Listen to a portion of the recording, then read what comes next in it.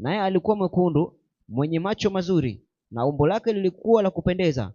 Bwana akasema, ondoka umtie mafuta, maana huyu ndiye.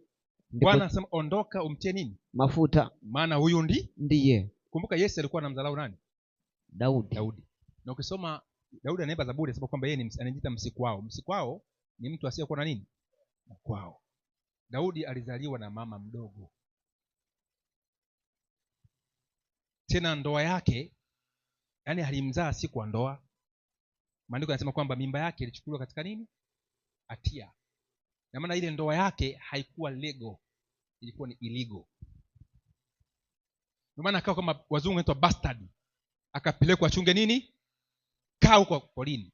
Maana Eliabu Yese akati amekuja nabii hakumkumbuka Daudi. Maana alikuwa ni bastard. Akachukua wale watoto wake wale ambao anaona ni majanti wazuri, kila sema hawa hapa. Yule ambaye akustahili ndio akainuliwa na nani? Bwana asifiwe. Usijidharau. Na mara nyingi wale watu ambao wanadharauliwa sana katika jamii, hao ndio Mungu anafanyaje? Anawainua sana tu. Na mara nyingi wanakuwa na neema. Kwa hiyo Mungu akamchagua Jesse. Hata leo katika familia zetu wazazi tunabagua watoto, kweli uongo? Isaka akumbagua Yakobo? Salimbagua. Akampenda nani? Esau. Lakini Mungu akamchagua nani? Yakobo. Usibague watoto. Unachopaswa kujua kusudi la wale watoto. Ndio maana wakawa na asili ile nyumba ikawa na ugomvi tu. Kwa hiyo Daudi akatiwa mafuta akawa mfalme wa nini? Wa Israeli. Lakini Daudi alikuwa ni mkorofi. Si mnafahamu alikuwa ni mkorofi yule.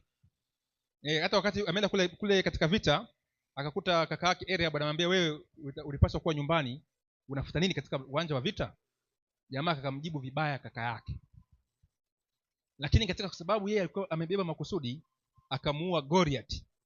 Na Mungu alimuinua kwa makusudi tu, akamtuma Yesu, chukua chabisi na matunda haya peleka kwa ndugu zako katika uwanja wa vita. Akamkuta Goliath. Akamuua Goliath. Na alivyomuua Goliath ndipo Daudi akatukuka, akaingia katika jumuiya ya kisiasa katika ulimwengu wa wakati ule. Sasa kwa nini kwa hivyo? Baba tunifundishe kidogo hapo. Ukiwa na kusudi lako walipaswa kukaa wapi?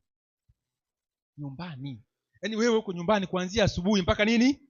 Jioni. Eti unaomba Mungu, unafunga na kuomba, utoki nje. Yaani wewe unaishia kuchungulia dirishani tu urudi ndani. Eti Mungu akuondoe katika maisha uko nayo. Haiwezekani. Omba Mungu, fanyeje? Toka. Bwana asifiwe. Toka nje. Ukikaa ndani hutakutana na kusudi lako. Never and ever. Eti naomba Mungu. Mungu anataka uombe na ukaangalie. Kwa mfano tunamfahamu ni mtu mmoja anaitwa nani yule? Elisha. No, si Elisha, Elia. Elia aliomba mvua. Alipoomba mvua akamtuma mfanyakazi wake Gehazi. Angalie nini? Wingu. Mara ya kwanza akaenda wingu ya pili alichoka. Mpaka mara ngapi? Mara 7. Akaona kawingu kadogo ndipo akamwambia hiyo ni mvua kubwa, tukimbie. Kwa hiyo lazima ukiomba ukasikilizie. Ukiomba kazi usubiri kazi ije miguuni pako. Hiyo kazi haitakuja milele. Ukiomba kazi tafuta nini? Naenda peleka nini? Vyeti vyako. Asante nyingi sana. Turudi kule. Kama kuna message pale unaweza kuweka pale message ukaangalia kama ziko pia. Twende Esther 4:14. Kwa haraka. Esther 4:18 inasemaje? Anasema, kumbuka Esther alikuwa ni binti tu anatunzwa na nani? Mordekai. Na Esther alikuwa ni yatima. Si mnakumbuka?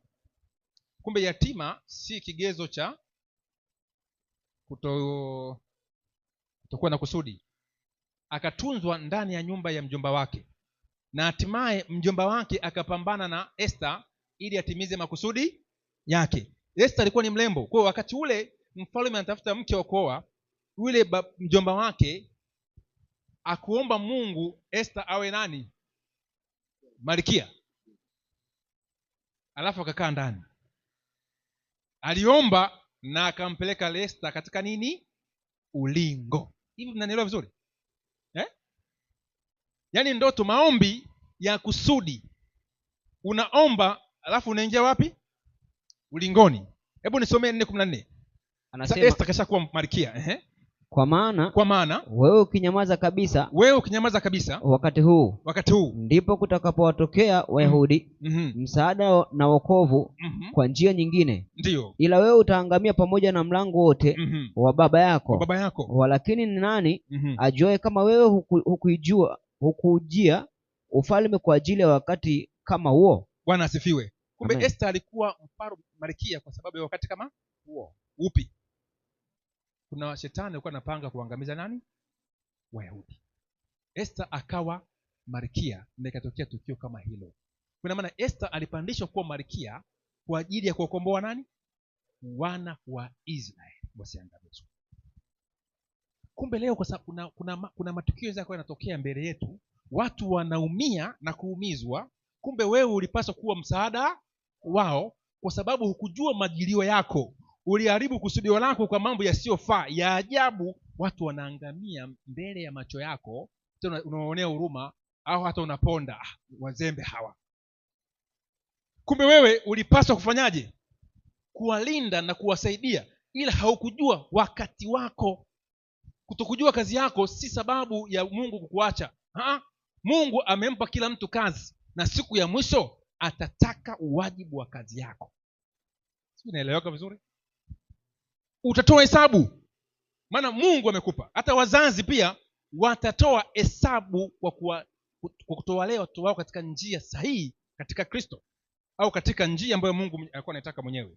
Sasa turejee katika kitabu kile cha Esther. Tushatoka hapo. Naomba turejee Yeremia 1:4 na 5. Utaangalia uchaguzi wa Mungu haufanyiki mtu anapozaliwa. Uchaguzi wa Mungu unafanyika kabla hujafanyaje? Hujazaliwa. Bwana Wambula, Mungu anajua wewe ni nani. Nikana wewe ni fundi, kumbe wewe unatakiwa wewe mhubiri. Unapiga ufundi utoboi, na unachakata na maushauri mengi. Alafu mfundi mwenzako anafanyaje? Wako wasema jamaa vipi, wewe unamroga. Sababu kulogana si ni wivu. Yeremia 1:4 na mstari wa 5. Neno la Bwana lilinijia kusema, ndiyo, kabla sijakuumba katika tumbo nalikujua, na kabla hujatoka tumboni nalikutakasa. Ndiyo, nimekuweka kuwa nabii wa mataifa. Ndipo aliposema, Bwana Mungu, tazama siwezi kusema, maana mimi ni mtoto. Tulia. Kwa hiyo Yeremia alikuwa anasafiri kama sisi, ajue kusudi lake, ila huenda alikuwa ana kitu fulani ambacho Mungu akamkumbusha. Bwana asifiwe. Kwa kabla wewe sijakuumba nilikujua. Kwa halimchagua kuwa nabii wa mataifa, lakini kusudi ya Yeremia mimi siliombi. Ni zito. Hivyo ushosoma maisha ya Yeremia wewe? Wewe sema mimi ninapigika. Tena omba msamaha kwa Mungu. Yeremia alipigika. Alifungwa kwenye tope, shimo la tope. Akazamishwa paka kwenye kichwa hapa. Huko amefungwa mnyololo. Amekaa kwenye tope muda mrefu. Mkushi mmoja anampa mkate hivi, anamlisha mkate na mti kwenye tope. Amepigwa. Amefungwa mkatale. Unafahamu mkatale? Unafahamu mkatale? Unaona, si kamba. Mkatale ni mbao, limbao liko hivi. Afu limewekwa tobo katikati. Unabanwa mikono hivi. Na miguu, unabanwa miguu yote, unaingiza miguu. Na maana wewe huwezi kujitikisa. Ukiumwa na mbu unaisikilizia tu. Yaani mdudu akikung'ata unasikilizia tu. Yaani wewe huwezi kujikuna. Hiyo inaitwa mkatale. Sasa unaweza ukafungwa mkatale wiki nzima. Paulo alifunga mkatale na Sila, wakaanza kuomba Mungu. Waliomba kule kuimba, usifanye ni kuimba tu wanaimba kwa furaha. Walikuwa wanaimba Mungu afanyeje? Hawaokoe usiku kucha. Upo kwenye mkatale, alafu unakalishwa kwenye maji machafu. Waliomba paka Mungu akasema hii sala hata nifungue tu gereza. Tuko vizuri eh? Sasa Yeremia alipitia maisha magumu, alafu anambia nimekuchagua. ila kwa sababu ndiyo kusudi. Mungu anataka Yeremia hajulikane kimataifa, ili leo hapa DAWASA tumsome. Ilibidi Yeremia atembee ndani ya kusudi lake. Bwana asifiwe. Lakini mwisho Yeremia si kwamba alikufa ovyo.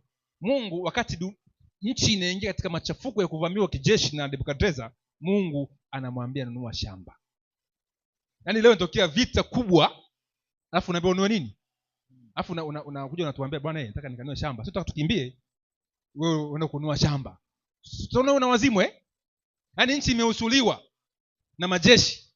Alafu unaongea mambo ya shamba na hati.